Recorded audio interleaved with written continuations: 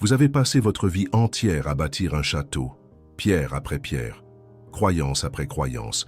Vous avez décoré chaque mur de certitudes, des certitudes sur qui vous êtes, sur ce que vous méritez, sur ce dont vous avez besoin pour être heureux. Et maintenant, je vais vous dire quelque chose qu'Osho a dit et qui va faire écrouler ce château entier.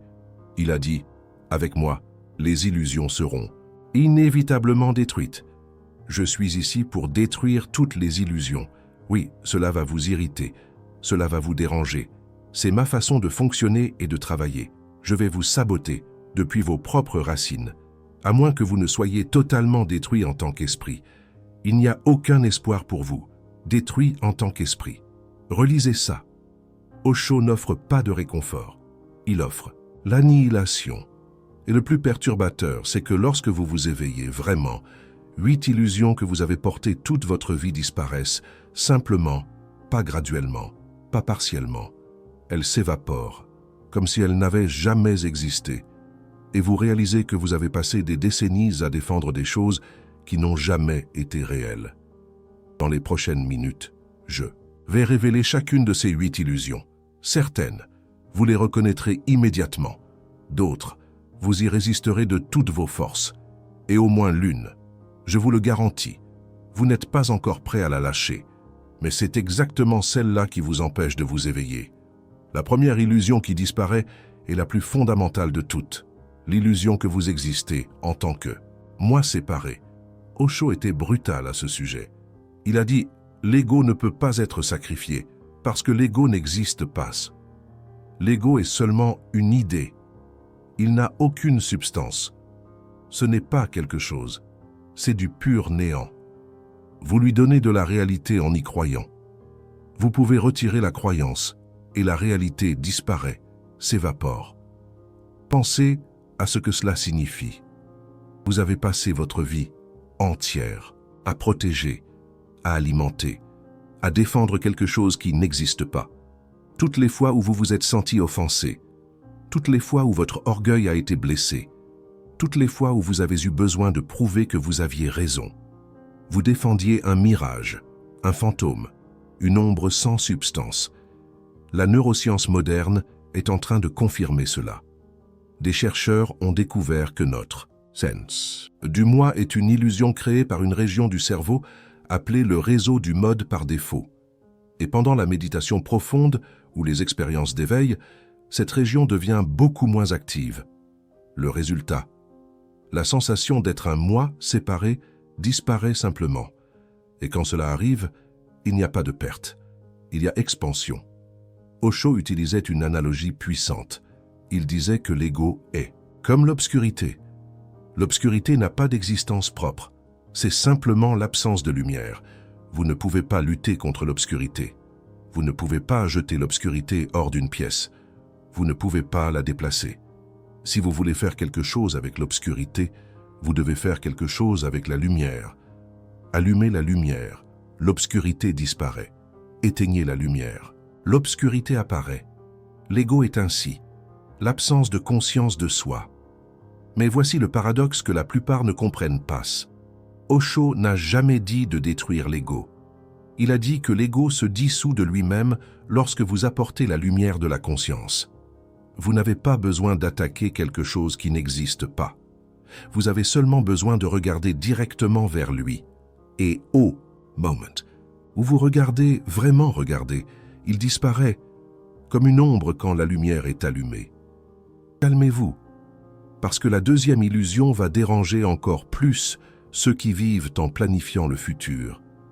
La deuxième illusion qui disparaît est l'illusion du temps, pas le temps de l'horloge, le temps psychologique. La croyance que le passé existe encore quelque part. La croyance que le futur est fait réel et doit être conquis. Osho expliquait que l'esprit est un rêve continu. Nous rêvons éveillés toute la journée, nous planifions, nous nous souvenons, nous fantasmons. Et ce rêver constant est ce qui crée l'illusion du passé et du futur. Il a dit, si soudainement tout rêve disparaissait de la conscience, votre monde disparaîtrait, parce que votre monde était votre rêve. L'homme est endormi. Quand vous vous éveillez, quelque chose d'étrange arrive. Le passé perd son poids. Il ne disparaît pas comme mémoire, mais il perd le pouvoir de vous définir. Vous réalisez que ce vous qui a souffert dans le passé n'existe plus. Il n'a jamais existé comme quelque chose de permanent. C'était seulement une configuration temporaire de pensée et de sensations qui s'est dissoute dans le moment. Suivant, la même chose arrive avec le futur. Vous réalisez que toute anxiété au sujet du futur est basée sur quelque chose qui littéralement n'existe pas. Vous vous inquiétez à propos de fantasmes. Vous projetez des peurs dans un espace vide. Et vous dépensez votre unique réalité, le moment présent, à rêver à quelque chose qui peut ne jamais arriver. Osho avait une façon particulière d'expliquer. Ça, il disait que l'esprit est un pendule. Il oscille entre le passé et le futur, le passé et le futur. Et au milieu, exactement au milieu, se trouve le présent. Mais l'esprit ne s'arrête jamais au milieu. Il traverse le présent à haute vitesse, sans jamais s'y poser. La méditation est simplement laisser le pendule s'arrêter au milieu, dans le présent, au seul endroit où la vie se passe vraiment. La plupart des gens vivent dans 3 endroits simultanément, regrettant le passé, anxieux au sujet du futur et complètement absents du présent. Ils perdent la seule chose qu'ils possèdent vraiment, pendant qu'ils s'inquiètent à propos de choses qui n'existent plus ou qui n'existent pas encore. Gardez ça, parce que cela va prendre tout son sens quand je révélerai la 6e illusion. La 3e illusion qui disparaît est l'illusion du contrôle. La croyance que vous êtes aux commandes de votre vie, que vos décisions sont les vôtres, que vous pouvez manipuler la réalité pour obtenir ce que vous voulez. Osho était implacable à ce sujet. Il disait que l'acte même d'essayer de contrôler est déjà une forme de souffrance, parce que le contrôle présuppose que les choses sont différentes de ce qu'elles devraient être, que la réalité est fausse et doit être réparée. Il expliquait de façon encore plus directe, l'existence ne suit pas votre logique, elle suit son propre chemin. Vous pouvez nager contre le courant, mais cela ne crée que de la souffrance. Quand vous arrêtez de nager contre et que vous vous laissez simplement porter par le courant, vous découvrez que le courant vous emmenait toujours là où vous aviez besoin d'aller. Quand vous vous éveillez, vous réalisez quelque chose de libérateur et de terrifiant en même temps. Vous n'avez jamais été aux commandes, jamais. Toutes les fois où vous avez pensé avoir contrôlé une situation, c'était la situation qui se déroulait à travers vous. Vous étiez l'instrument, pas l'instrumentiste. Cela ne signifie pas passivité. Cela signifie lâcher l'illusion qu'il existe quelqu'un de séparé qui contrôle. L'action continue de se produire, des décisions continuent d'être prises. Mais il n'y a plus l'attention d'un moi essayant de manipuler la réalité. Il y a seulement la réalité qui flue. Et vous, comme partie de ce flux, Osho utilisait la métaphore de la rivière. Une rivière ne décide pas d'aller à droite ou à gauche, elle flue simplement là où le terrain le permet. Et même ainsi, la rivière arrive toujours à l'océan, pas par contrôle, mais par abandon. L'abandon n'est pas faiblesse. C'est la façon la plus intelligente de se mouvoir dans la vie. La 4e illusion qui s'effondre est peut-être la plus douloureuse pour ceux qui cherchent une stabilité illusoire, l'illusion de la sécurité. Osho a dit quelque chose qui ébranle les fondations. Il a dit « La sécurité est une illusion ». Il existe un chemin plus profond à ta disposition. Si tu as le courage de l'emprunter, pense à la part de ta vie que tu as passée à chercher la sécurité. Financière, émotionnelle, relationnelle. Tu as construit des murs, accumulé des ressources, choisi des relations qui semblaient sûres, évité les risques. Et pourtant, malgré toutes ces précautions, l'insécurité n'a jamais complètement disparu, n'est-ce pas? Parce que la sécurité, dans un univers en constante mutation, est une impossibilité logique. C'est comme essayer de retenir l'eau dans ses mains. Plus tu serres, plus elle s'écoule. La recherche de la sécurité crée exactement l'opposé. Une anxiété constante à l'idée de perdre ce que tu as réussi à saisir. Osho expliquait que la recherche de la sécurité est en réalité une fuite de la vie. Parce que la vie est insécure par nature. La vie est changement. La vie est impermanence. Vouloir la sécurité, c'est vouloir que la vie s'arrête. C'est vouloir la mort, alors que tu es encore vivant. Il disait, La seule sécurité réelle réside dans l'acceptation totale de l'insécurité de la vie. Quand tu cesses de résister à l'impermanence, tu découvres une paix qu'aucune sécurité extérieure ne peut donner, parce que cette paix ne dépend pas des circonstances. Elle existe malgré les circonstances. Quand tu t'éveilles, quelque chose de paradoxal se produit. Tu deviens radicalement insécurisé et absolument en paix avec cela. Il n'y a plus rien à protéger, plus de château à défendre. Et c'est dans cette vulnérabilité totale qu'une sécurité d'un autre type apparaît. Pas la sécurité des circonstances, la sécurité de l'être. Mais voici venir l'illusion qui va te faire remettre en question toutes tes relations. La cinquième illusion qui disparaît est l'illusion que tu as besoin d'approbation, que ta valeur dépend de ce que les autres pensent de toi, que tu as besoin d'être validé pour être réel. Osho était direct. Il enseignait que l'ego est un esclave, parce qu'il a constamment besoin d'approbation externe. Il se nourrit du regard de l'autre. Et cette alimentation ne se termine jamais, parce qu'aucune quantité d'approbation n'est suffisante pour combler un vide qui est structurel et non circonstanciel. Il a dit quelque chose d'encore plus perturbant. La personne qui a besoin d'approbation n'est jamais elle-même. Elle est un caméléon qui change de couleur selon celui qui la regarde. Et dans ce processus de vouloir plaire à tout le monde, elle perd tout sens de qui elle est réellement.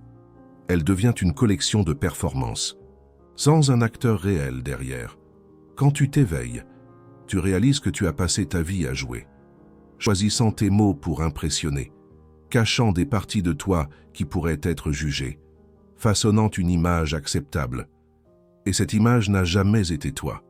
C'était un masque créé pour obtenir l'approbation, et l'approbation que tu obtenais était pour le masque, pas pour toi. Osho disait que le mot personnalité vient du mot persona, qui signifie masque. Ta personnalité est une collection de masques que tu portes en fonction de ton public, au travail. Un masque, en famille, un autre, avec des amis, un autre. Et en dessous de tous ces masques, tu n'as jamais regardé. Parce que tu avais peur de ce que tu trouverais. L'ironie, c'est que sous les masques, il n'y a rien d'effrayant. Il y a juste de l'espace, de la conscience, le vide créatif d'où tout émerge. Mais l'ego a peur du vide. Il préfère un faux masque à affronter l'espace infini que tu es réellement. Tu te souviens? Quand j'ai parlé de l'illusion du temps, voici la connexion. La sixième illusion qui disparaît est l'illusion que le bonheur est quelque part dans le futur, dans une conquête, dans une relation, dans une réalisation qui ne s'est pas encore produite. Osho a expliqué cela de manière dévastatrice. Il a dit « l'illumination ». C'est la compréhension que ceci est tout, que ceci est parfait, que ceci est suffisant. L'illumination n'est pas une conquête, c'est une compréhension qu'il n'y a rien à conquérir, aucun endroit où aller. Tu as passé ta vie à remettre le bonheur à plus tard. Je serai heureux quand j'obtiendrai ce travail. Je serai heureux quand je rencontrerai la bonne personne. Je serai heureux quand j'aurai assez d'argent. Je serai heureux quand je serai à la retraite. Et chaque fois que tu es arrivé là, le bonheur n'était pas au rendez-vous. Il y avait un nouvel objectif, un nouveau quand. Cela se produit parce que le bonheur ne peut pas exister dans le futur. Le futur n'existe pas. Il n'existe que cet instant. Et tu passes cet instant, le seul que tu es réellement, à rêver d'un moment qui n'arrivera jamais comme tu l'imagines. Osho expliquait que l'esprit est accro au désir. Il a besoin d'un prochain objectif pour maintenir l'ego vivant. Au moment où tu atteins un objectif, l'ego en crée immédiatement un autre. Parce que s'il n'y a rien à chercher, il n'y a aucune raison pour que l'ego existe. La recherche est le combustible de l'ego. L'ego est le chercheur, et le chercheur ne peut jamais trouver. Parce que s'il trouvait, il cesserait d'exister. Quand tu t'éveilles, la recherche se termine. Pas parce que tu as trouvé, mais parce que tu as réalisé qu'il n'y avait jamais rien à trouver. Le bonheur n'est pas une destination. C'est la qualité de présence que tu apportes à cet instant, et il a toujours été là. Tu regardais simplement au mauvais endroit. La septième illusion est celle qui nourrit le plus l'industrie du développement personnel. L'illusion que tu n'es pas suffisant tel que tu es, que tu dois t'améliorer, évoluer, te transformer en une version meilleure de toi-même. Osho a confronté cela directement. Il a dit, même en ce moment précis, vous êtes tous des Bouddhas, mais vous n'avez jamais regardé à l'intérieur de vous-même, vous ne l'avez jamais découvert. Et il a ajouté, vous êtes des dieux qui ont oublié qui ils sont. Vous êtes des empereurs qui se sont endormis et qui rêvent qu'ils sont devenus des mendiants. Maintenant, les mendiants essaient de devenir des empereurs. Dans leurs rêves, ils font de grands efforts pour devenir des empereurs et tout ce qui est nécessaire, c'est de se réveiller. Cela défie tout le récit de l'auto-amélioration. L'idée que tu dois travailler sur toi-même, que tu dois te développer, qu'il y a une version meilleure qui t'attend, si tu fais l'effort approprié. Osho allait encore plus loin. Il disait que tout le mouvement de l'auto-amélioration est basé sur le rejet de soi. Tu ne veux t'améliorer que parce que tu rejettes qui tu es maintenant. Et ce rejet est le problème, pas la solution. Plus tu essaies de t'améliorer, plus tu renforces la croyance que quelque chose ne va pas chez toi. Et cette croyance est la propre maladie que tu essaies de guérir. Et s'il n'y avait rien à réparer? Et si le problème était précisément la croyance qu'il y a un problème? Et si tout l'effort pour devenir quelque chose t'empêchait de réaliser ce que tu es déjà? Quand tu t'éveilles, la course s'arrête, pas parce que tu as abandonné, mais parce que tu as réalisé que tu courais après toi-même. Et tu étais partout, tout le temps. La 8e et dernière illusion est celle qui soutient toutes les autres. Et c'est la plus difficile à lâcher, parce que c'est la plus ancienne. L'illusion que la mort est réelle, que vous allez disparaître, qu'il existe un je qui peut mourir. Osho décrivait sa propre illumination ainsi. Il y a un éveil. Comparé à cette réalité de l'éveil, toute cette réalité devient irréelle. Cette nuit-là, pour la première fois, j'ai compris le sens du mot « Maya ». Soudain, elle était là, l'autre réalité, la réalité séparée, le réellement réel, ou quoi que vous vouliez l'appeler. Appelez-la Dieu, appelez-la vérité, appelez-la Dharma, appelez-la Tao. Osho l'a dit. Il expliquait que lorsque l'ego disparaît, le soi intérieur s'éveille automatiquement. Et ce soi intérieur n'est jamais né et ne mourra jamais. Pas parce qu'il va vivre pour toujours comme une âme individuelle, mais parce qu'il n'a jamais été séparé de la totalité en premier lieu. La mort n'est réelle que pour l'ego, et l'ego n'a jamais été réel. Alors, qu'est-ce qui meurt? Une illusion meurt, un mirage se dissout, un rêve se termine. Et que reste-t-il quand le rêve se termine? Le rêveur se réveille. Osho expliquait que la peur de la mort est en réalité la peur de l'ego de disparaître. L'ego sait qu'il est une structure temporaire. Il sent sa propre fragilité et projette cette peur comme une peur de la mort physique. Mais vous n'êtes pas l'ego. Vous êtes la conscience qui observe l'ego. Et la conscience ne peut pas mourir, parce que la conscience n'est pas née. Elle a toujours été là. Elle le sera toujours. Osho disait, alors, encore un saut quantique, disparaître dans l'éternel, dans l'infini. Vous n'existez plus. Seule l'existence existe. Ce n'est pas une croyance à adopter, c'est une expérience à vivre. Et quand vous la vivez, toutes les 8 illusions s'écroulent ensemble, parce qu'elles dépendaient toutes d'une seule chose, la croyance en un je séparé, qui pouvait posséder, contrôler, conquérir et mourir. Vous venez de découvrir pourquoi tant de personnes s'éveillent et semblent perdre l'intérêt pour le monde. Ce n'est pas qu'elles sont devenues apathiques, c'est que les illusions qui créaient l'urgence, la peur, l'ambition, ont simplement disparu. Et ce qui reste n'est pas un vide. C'est une paix qui ne dépend pas des circonstances. Cette vérité qu'Osho enseignait défie tout ce que la société a construit. L'économie, la politique, la religion, les relations, tout est construit sur ces 8 illusions.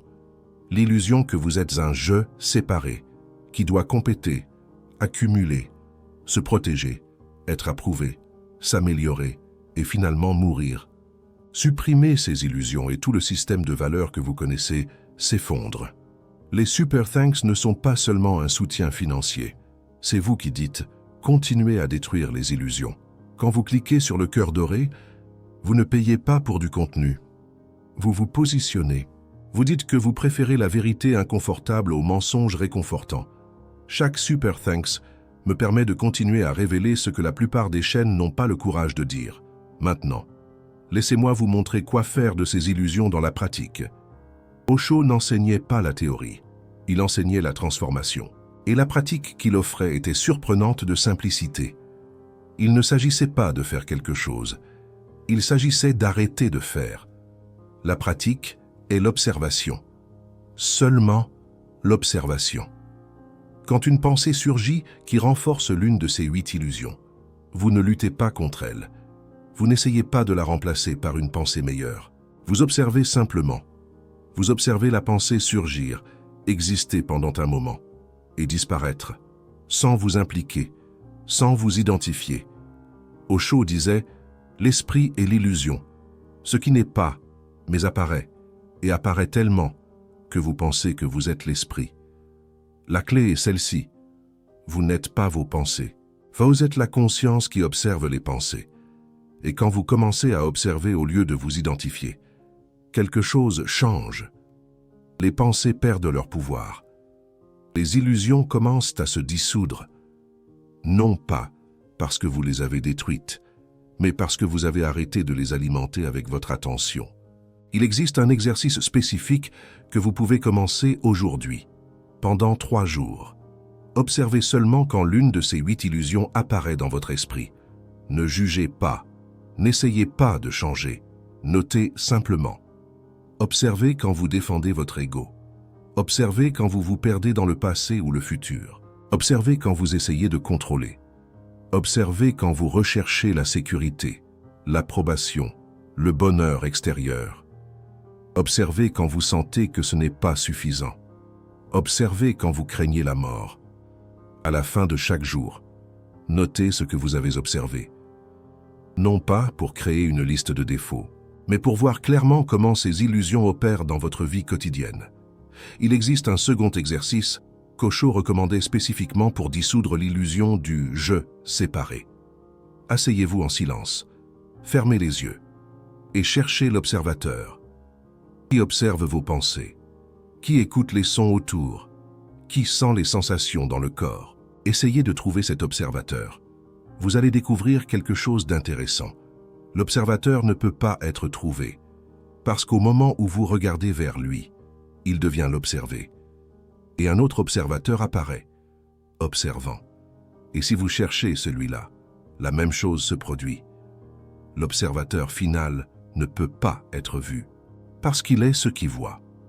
Il est la conscience pure avant tout objet. Osho disait que cette recherche de l'observateur est la méditation la plus directe. Vous n'essayez pas d'apaiser l'esprit. Vous n'essayez pas d'atteindre un état. Vous investiguez simplement, qui suis-je? 5 signes que les illusions commencent à se dissoudre. Premièrement, vous arrêtez de vous offenser aussi facilement. Non pas parce que vous avez développé une carapace épaisse, mais parce que le « je » qui pouvait être offensé est en train de devenir moins solide. Vous commencez à réaliser que les offenses ne blessent que des images. Pas vous. Deuxièmement, vous vous inquiétez moins du futur.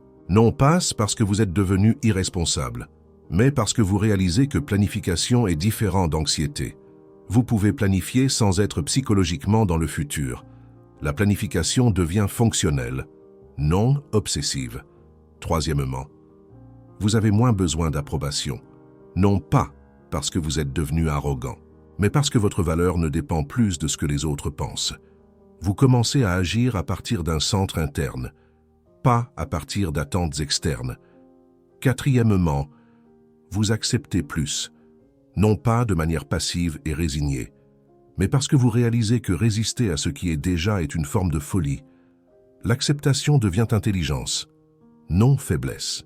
Cinquièmement, la peur de la mort diminue, non pas parce que vous croyez en une vie après la mort, mais parce que vous commencez à réaliser que ce que vous êtes réellement n'est jamais né et ne mourra jamais. La mort devient une transition, non une fin. Il y a un sixième signe que peu de personnes mentionnent. Vous commencez à rire de vous-même, non pas de manière autodépréciative, mais parce que vous réalisez l'absurdité de tout ce que vous preniez si au sérieux. Osho riait beaucoup.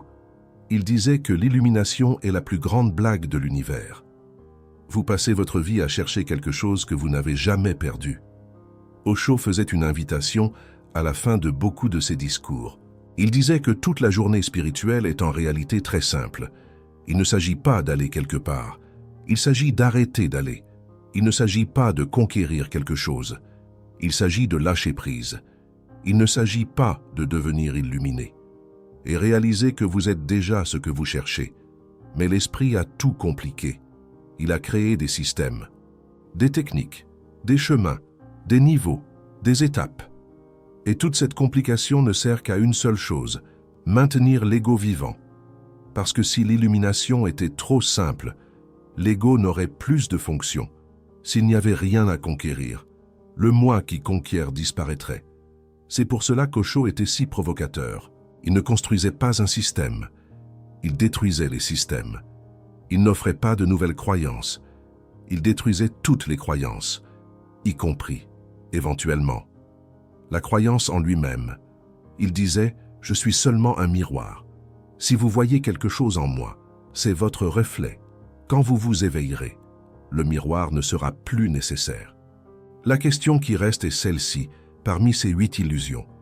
Quelle est celle que vous n'êtes pas encore prêt à lâcher? Soyez honnête, tout le monde en a une. L'illusion qui semble nécessaire. L'illusion qui semble différente des autres. L'illusion que vous défendez comme une vérité. C'est exactement celle que vous devez observer de plus près. Osho disait que l'illusion que vous défendez le plus est la porte vers votre éveil. C'est votre plus grande résistance. Et aussi votre plus grande opportunité. Parce que toute l'énergie que vous dépensez à défendre cette illusion, une fois libérée, se transforme en carburant pour la conscience. Il y a quelque chose qu'Osho répétait fréquemment et qui résume tout ce qui a été dit ici. Il disait « Je ne suis pas ici pour vous donner des réponses. Je suis ici pour détruire vos questions. Quand vos questions disparaissent, la réponse est là. Elle a toujours été là. Vous ne pouviez simplement pas se la voir parce que vous étiez trop occupé à demander. » Les 8 illusions que nous avons explorées aujourd'hui sont, en réalité, 8 questions que l'esprit pose constamment. Qui suis-je? Quand serai-je heureux? Comment puis-je avoir de la sécurité? Que pensent les autres de moi? Comment puis-je m'améliorer? Que se passe-t-il quand je meurs? Ces questions n'ont jamais de réponse satisfaisante parce que ce sont de mauvaises questions. Ce sont des questions de l'ego sur comment maintenir l'ego vivant. Quand les illusions tombent, les questions s'arrêtent, et dans le silence qui reste, vous découvrez que vous n'avez jamais eu besoin de réponse. Vous aviez besoin de silence. Vous aviez besoin d'arrêter de demander. Vous aviez besoin simplement d'être. Dans les commentaires, partagez laquelle de ces 8 illusions a encore du pouvoir sur vous. Pas ce que vous aimeriez dire, ce qui est vrai. La plupart des gens ne l'admettent jamais. Je réponds à tout le monde dans les 2 premières heures.